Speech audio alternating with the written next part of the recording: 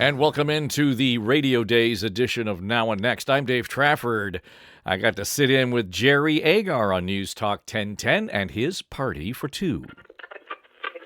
This is Jerry Agar on the iHeartRadio Talk Network. So I'm walking down the street the other day with a pizza in my hand on the way home to enjoy it, and I hear my name called out in the darkness. So that never happens. And there is a person with a guitar case in one hand and an amplifier in the other hand, and it's Dave Trafford. How are you this morning? I'm okay. I thought you'd taken up sort of pizza delivery on the side there when I saw you. Times are tough. And we got a lot of pizza eaters in my neighborhood. That's right.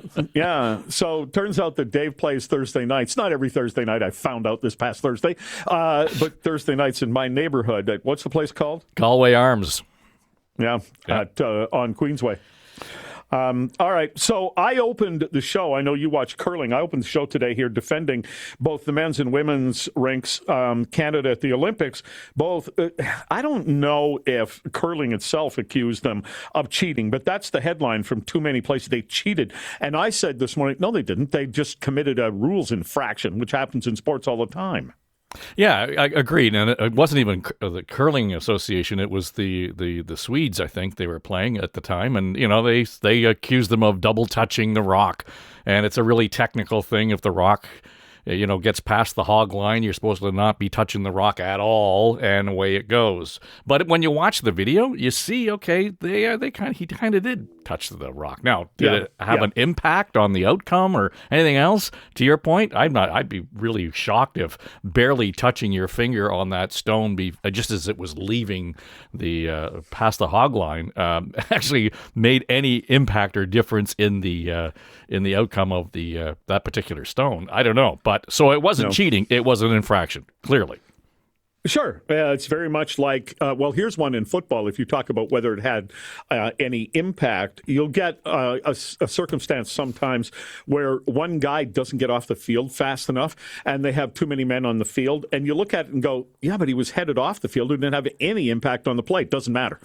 That's the rule. Yeah. And so, yes, they broke the rule. But the way I look at it is rules are broken in sports all the time. And somebody blows a whistle and says, here's what you did and here's the penalty and let's move on. Don't call them like in the situation I just mentioned in football. That's not cheating. No, but in the curling situation, you know, typically, you know, it's kind of this slow, dry sport. Yep. It sure lit up once the Canadians got accused of cheating. Yeah, the F-bombs that were dropped live on television. Wow, I'm watching that again.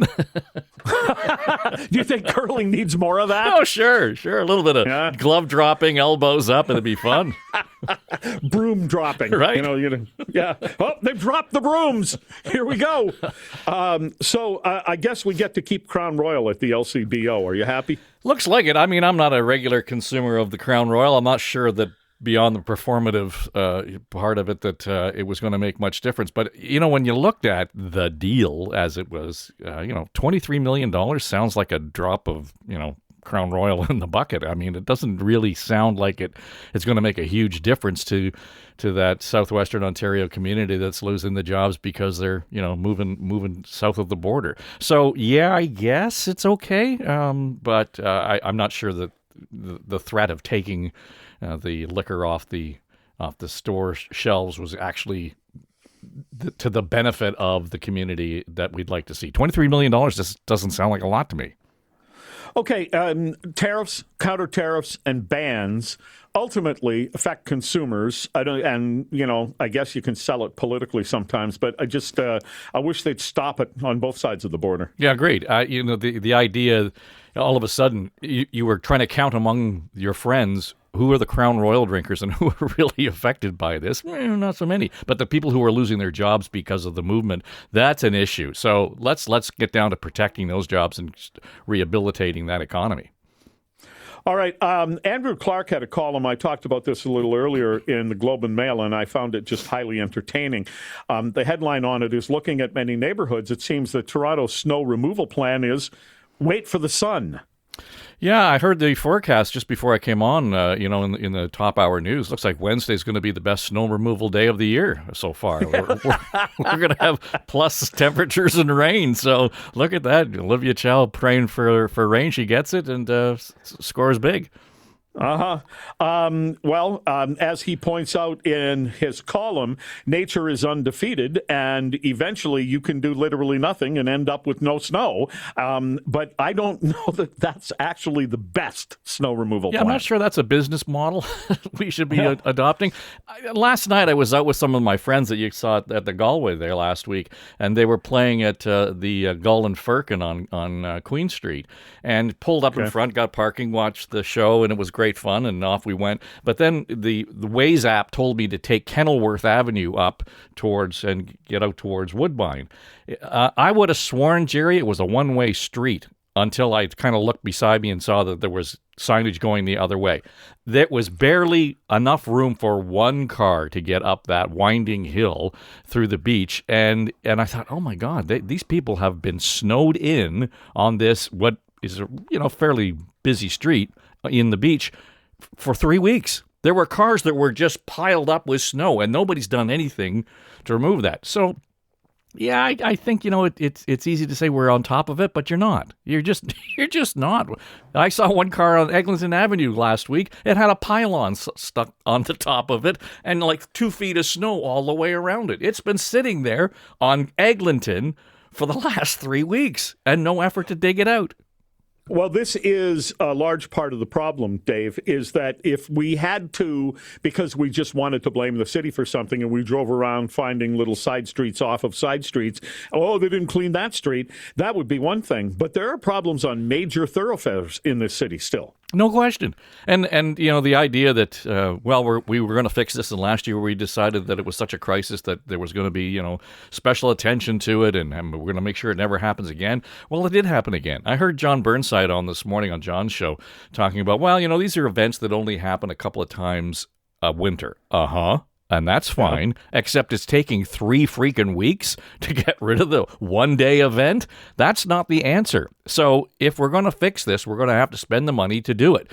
All that effort and attention to raiding the reserves to get the election year budget at City Hall surely could have come up with the money that would have made the difference in getting rid of the snow in the city right now. Well, with the uploading of the maintenance of the Gardner and the DVP and some money coming down from the province, I think off air this morning, because Burnside was here in the building, as you just pointed out, he was on with John. He said to me that, I think, if I recall correctly, he said that gives Olivia Chow an extra $1.3 billion she could work with. So where's she putting the money? Yeah, exactly. And the snow removal package that they were kicking around was considerably less than that.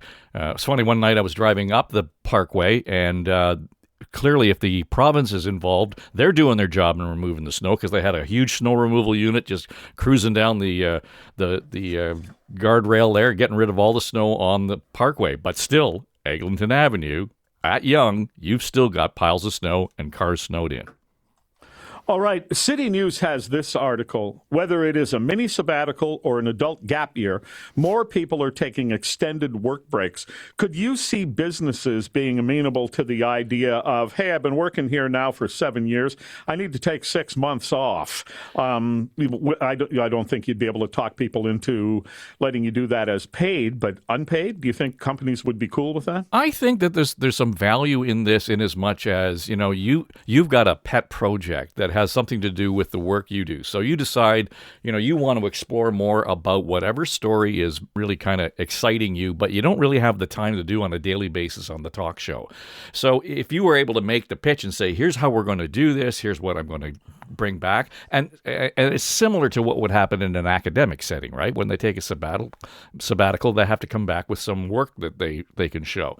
So I would think that there could be some value in that for various kinds of companies and different kinds of sectors, so that, maybe you wouldn't get full pay, but you'd get some of it covered, just because there's an option there for it to be beneficial to the employer. But no, I think that would be kind of an interesting perspective in terms of how do you not only recruit but then retain the people that you want, because you've invested so much in them over the last 20 years or whatever it happens to be. The idea of losing them or having them get bored, I think there's probably some potential here. Well, you just said something to me that I was unaware of. When a professor gets a sabbatical, they don't just get to go sit on the beach. They have to come back having shown they used their time wisely. That's my experience with folks I know who have been on sabbatical. They go away, they have to come back and actually say, I did this while I was away. Now, I stand to be corrected because it's anecdotal, but I don't know anybody who has just taken sabbatical and not produced something. I want to visit all 30 baseball stadiums in one trip. I don't want to have to do it day after day after day. So I would need a couple of months really to do it comfortably. Do you think I could sell that to the company? Oh, I'm sure. You've been gone for a while, Dave. I think he used to be our news director. He is now chief executive producer at Story Studio Network and the host on The Ledge, your Ontario politics podcast, which is Saturday at what time? 4 o'clock, 4 p.m. in the afternoon, featuring Tim Hudak, Kathleen Wynne, John Wright, and Keith Leslie. It's a fun time. All right, Dave Trafford, thank you very much. All right, we'll see you Thursday, Jerry. Now and Next is an Eye Contact production.